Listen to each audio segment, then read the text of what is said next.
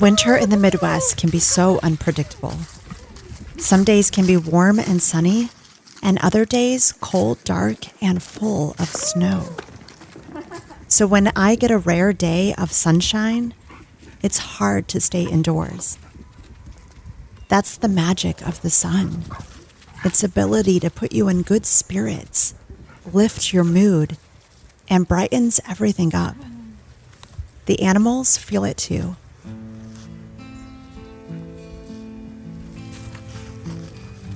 Now that the garden has been put to bed for winter, I've been thinking about this past year and what I want to do differently next season.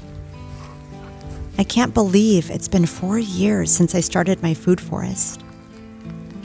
It was the best year yet, despite the severe drought we had this summer. I watched the garden transform before my eyes.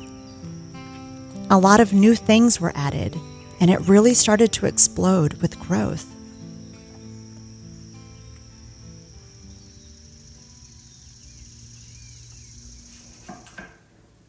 A year ago, I decided to try making apple brandy, also known as Applejack. It's an old Appalachian method of making spirits using sliced apples, raw cane sugar, and raisins. I picked the best apples and began to fill a 5-gallon bucket with layers of apple, sugar, and raisins, pushing down each layer as I went along. Once I reached the top, I sealed it with a lid and let it sit in my cold basement for a year to ferment. Now it was time to open it. I waited until the temperature outside got down into the teens. The old Appalachian trick is to put it outside to freeze and then strain it. The liquid that pours out is the good stuff you want. So now it was time for the true test.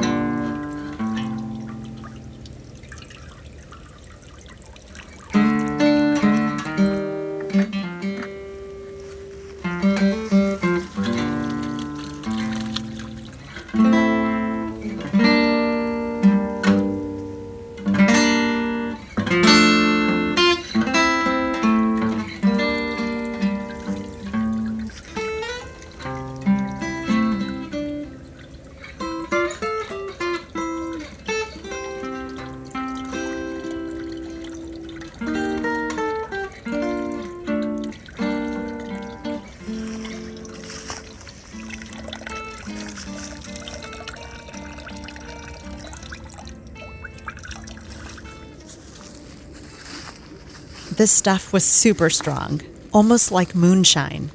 Certainly a spirit to sip slowly.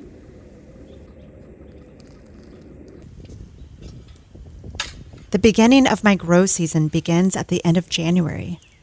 That's when I start my ginger plants and a few other plants in the greenhouse.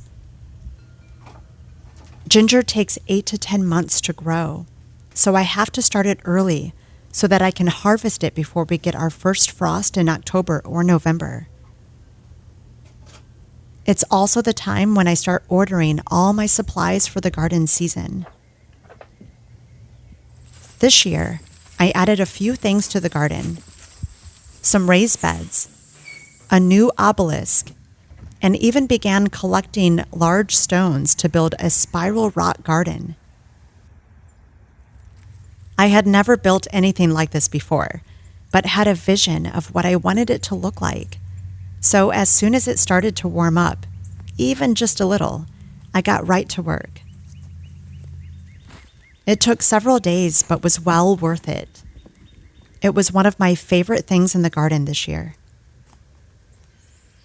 I grew a variety of herbs, medicinal plants, and even dye plants to experiment with creating my own dyes for fabrics. The spiral herb garden is really filling up. Look at that. It's so gorgeous. I just love coming out here and looking at this thing. And again, you never know what kind of beauty you can create in your space. And this is something that I just kind of intuitively built without any plans. I just had a vision of what I wanted it to look like in my head and just kind of went with it. And I'm glad that I did. I took a trip to Hawaii to explore another permaculture farm where I got a lesson on how to make my own fermented soil food using plant material in my area. It was amazing, using plants to help plants grow bigger and stronger and cost little to no money to make. I felt inspired when I got back and got right to work in the garden, seed starting and planting seeds. But oh my gosh, the garlic is really starting to grow, especially because before I left, you guys remember, I went ahead and got all of my beds prepared. My dog is just flipping out. He's just running all over the place. And so I have now just that fresh layer of compost on all the beds, and the garden is loving that right now. I can see signs of new life starting to sprout up here. You can see here, new growth. Woo, how fun.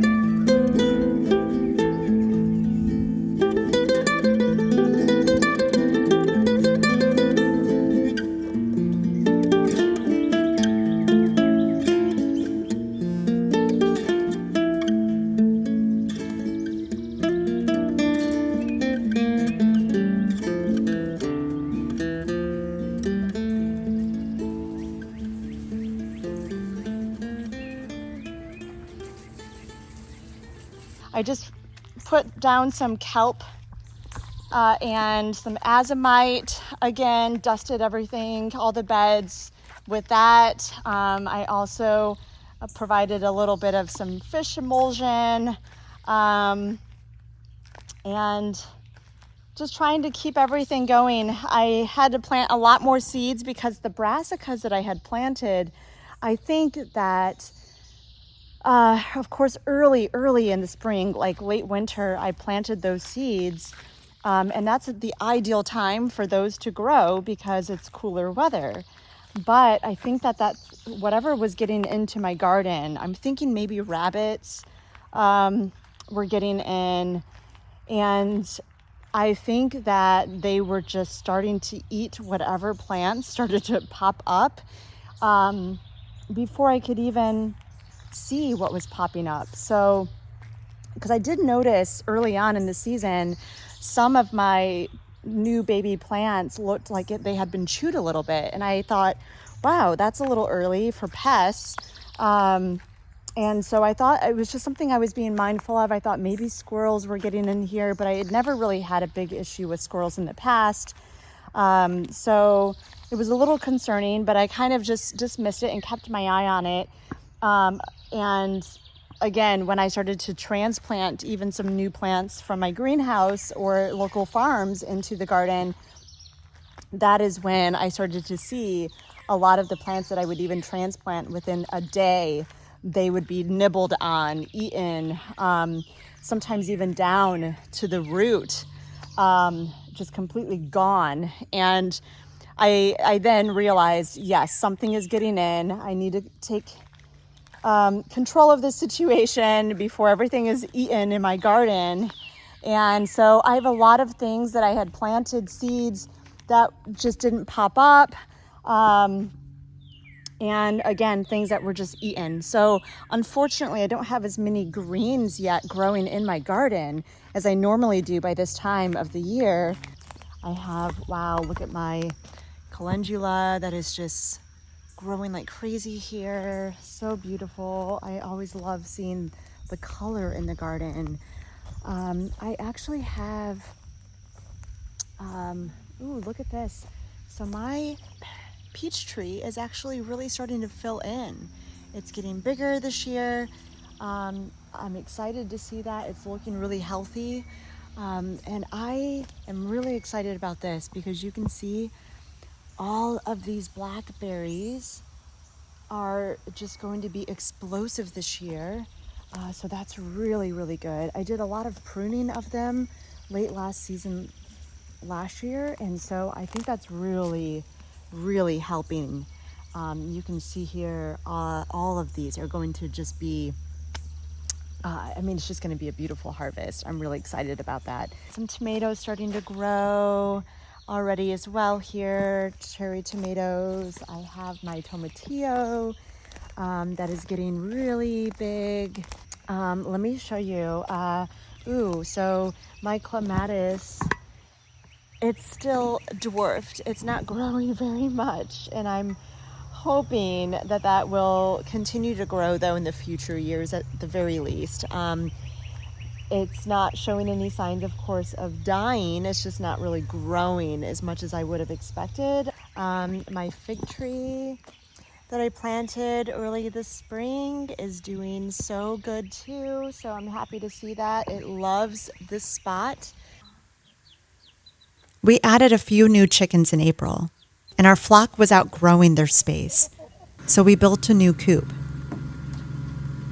It took us several days to put it together and then move it. But the chickens were so happy with their new home.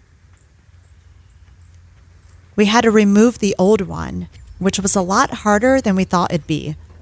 We had to cut the run in two and dig around the perimeter just to get it out. After being in that spot for several years, it really started to settle into the ground.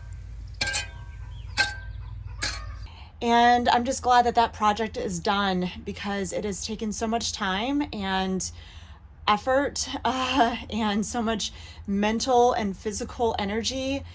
And it just feels good to have it completed. And again, the chickens, I think, are ultimately going to adjust to the new coop. It's going to take them a little while, I know. They are so used to that old coop. And pretty soon I'm going to be getting rid of that old coop. We're giving it away to our neighbor's sister because they just got chickens. And so that old coop that they're used to viewing as home is going to go away. Eventually, we added a portable run to the new coop to give them extra space to stay warm once the season started to change and get cold again. And it was very easy to put up clear tarp on all sides so that they get plenty of sun and stay dry. One of the baby chicks we got in April turned out to be a boy. So we ended up with a rooster.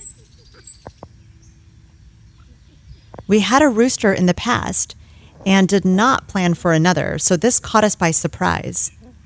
But we cared for this rooster since day one, held him, fed him, and yet As he got older and became sexed, he turned on us. I'm literally hiding right now from my rooster because he tried to kill me. I have to carry around this stick now just so I can try and show my dominance. So whenever I even get remotely close to his ladies, he comes charging at me. You'll get it eventually.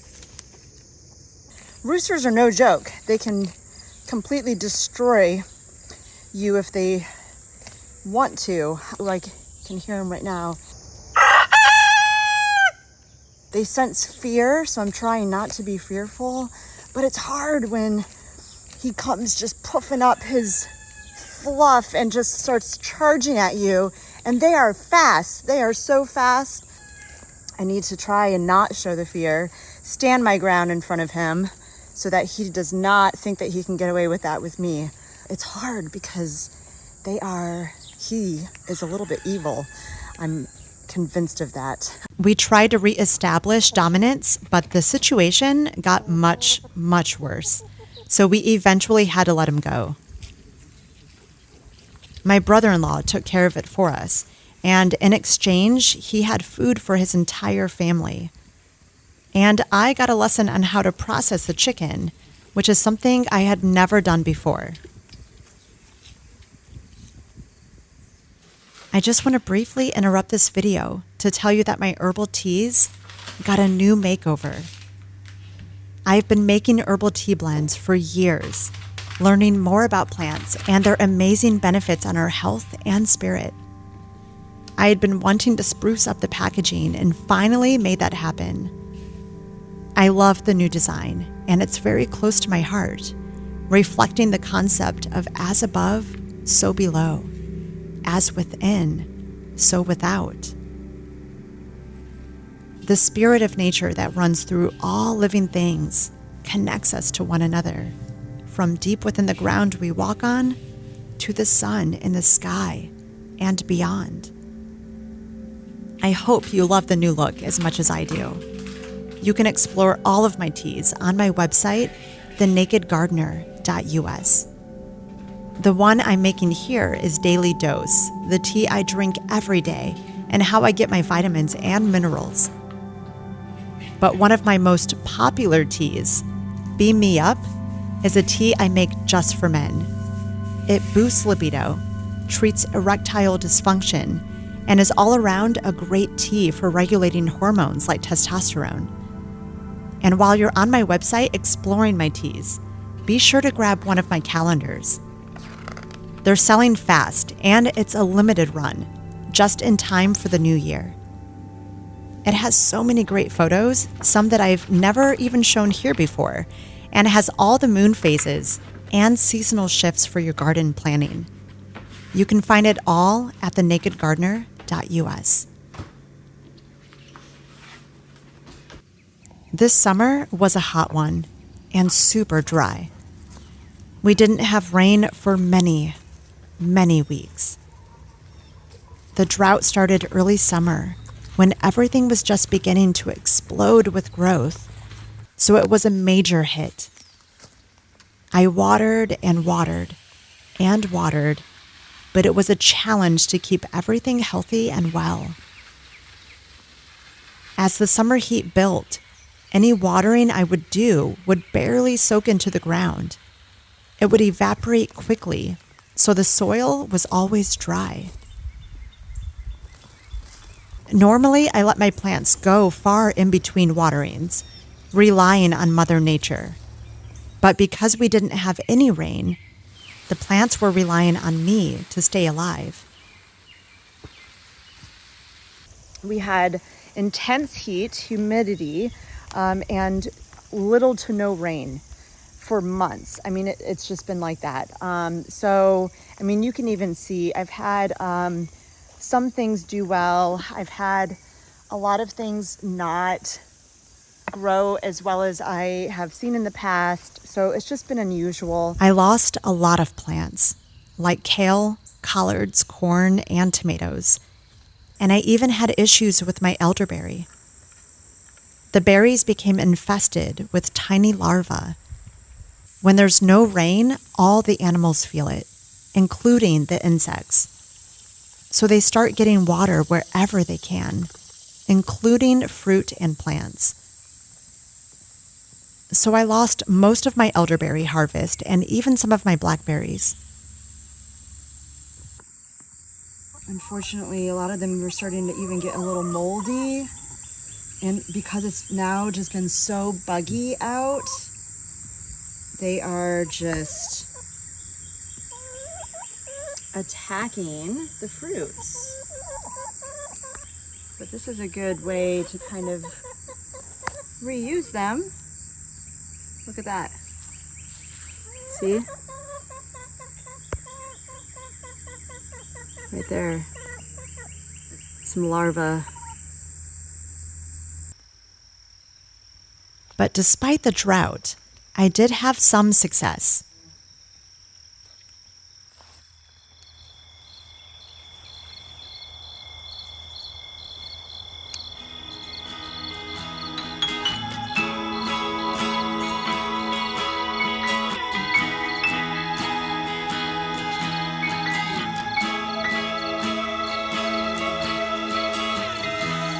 All the clutter of the day, let it all just melt away. It's nobody,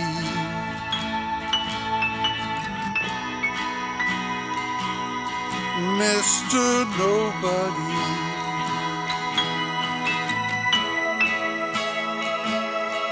Mr. Nobody,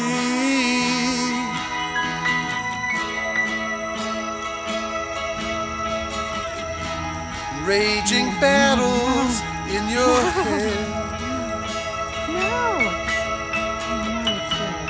toss and turn you in your bed for nobody.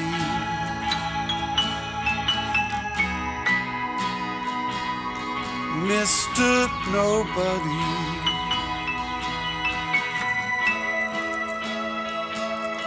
Mr. Nobody.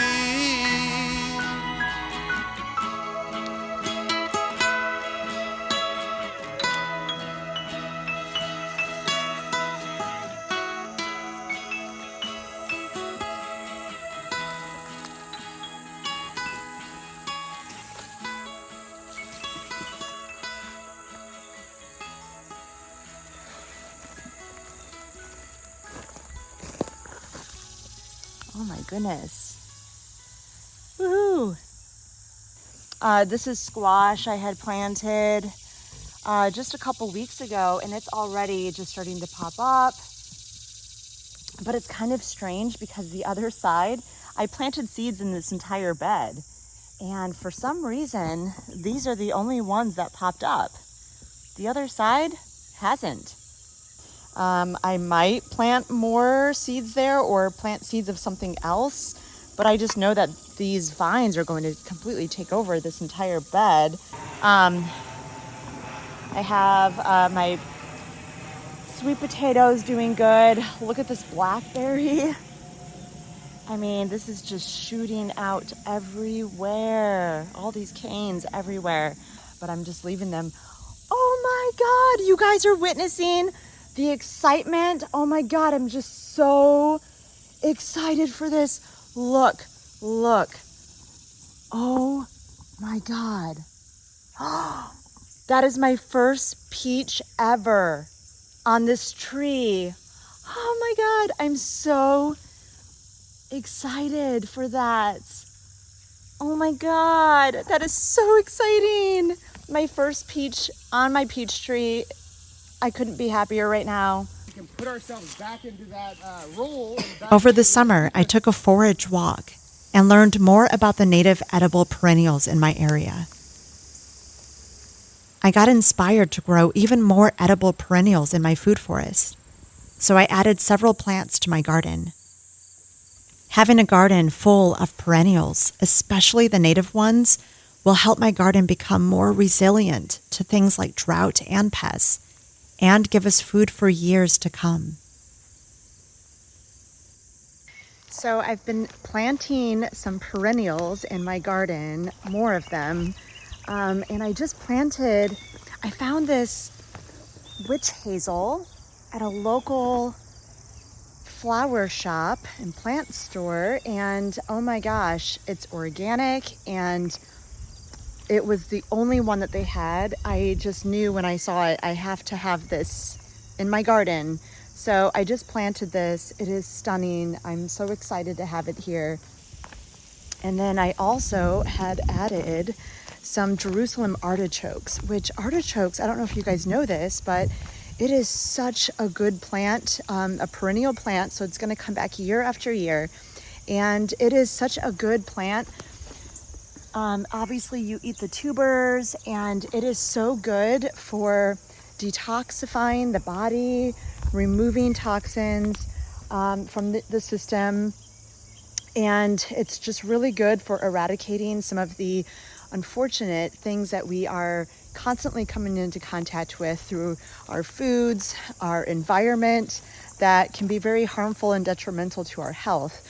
And so artichokes is a really good thing to eat to combat that and to reduce the effect of that on your body. So I'm really excited about that. I've been wanting to add that to my garden for quite some time. It can be really difficult to start from seed. And even though I didn't try it necessarily from seed, I actually got these starts from a local shop, again, grown organically, chemical-free. And as soon as I saw them, I just had to get them.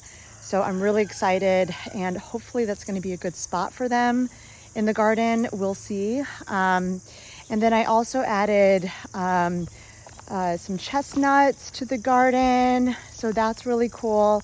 And I just planted some new seeds. I actually planted some, I planted bloodroot, which is something that I had seen on my walk through the forest, my foraging walk, and I had learned some more about bloodroot. So I'm really excited, and hopefully starting it from seed, we'll see how it goes. I planted the seed. Hopefully it's going to work out, but I do have some more seeds if I need to start that indoors and transplant. So we'll see how that goes. But I also had planted some other seeds too, like wild leeks. So I'm excited about that being added to the garden too. I figured that this would be a good spot for it.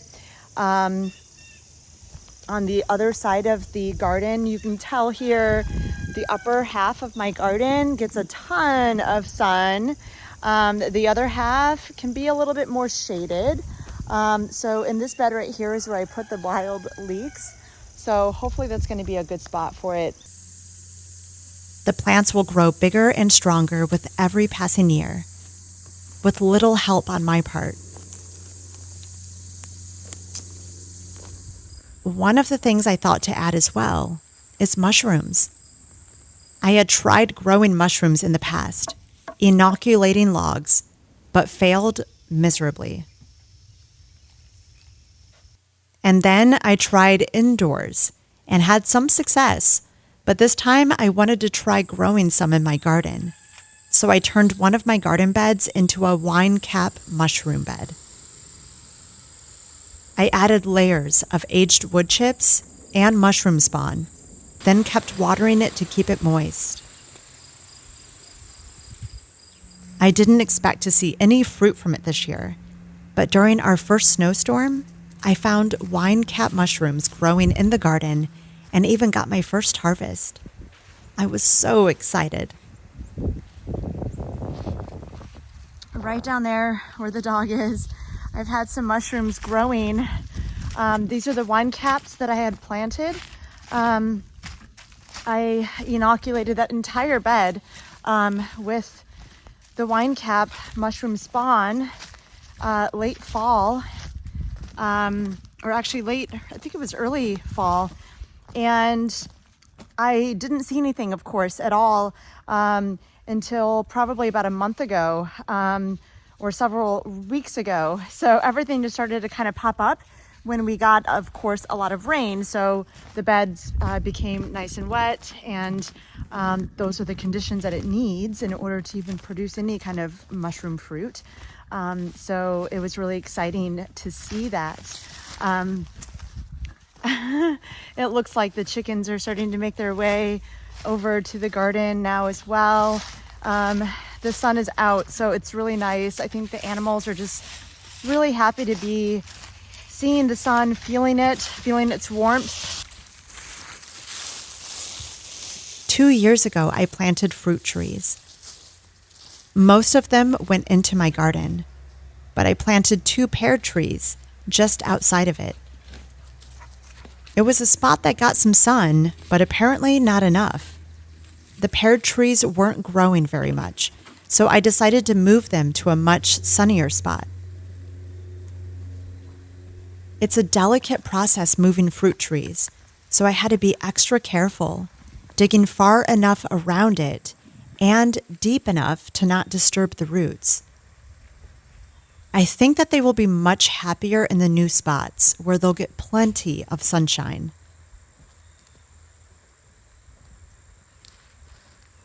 When the season ends, it's always sad to see the garden go. Getting the garden ready for winter requires so much work. Cleaning everything up, topping the beds with compost, covering them with mulch, and protecting all the plants that need extra care through winter.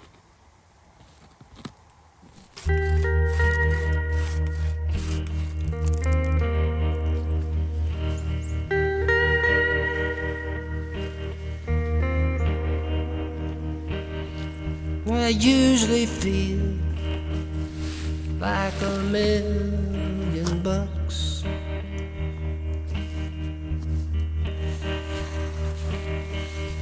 Life and value,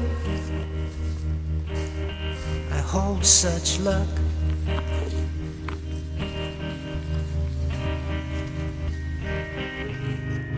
I'm adding cash to my passing days.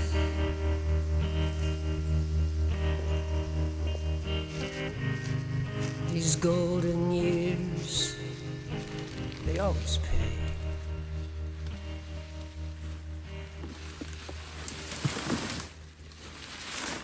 One of the last things I plant in the garden, though, takes place in the cold part of fall.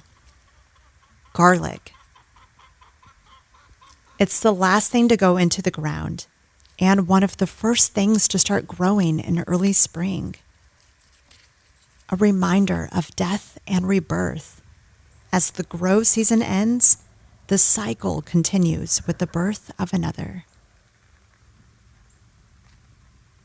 Now I've been turning my focus inside the home, thinking about what I want to add to the garden next year, what changes I want to make, and enjoying the change of pace.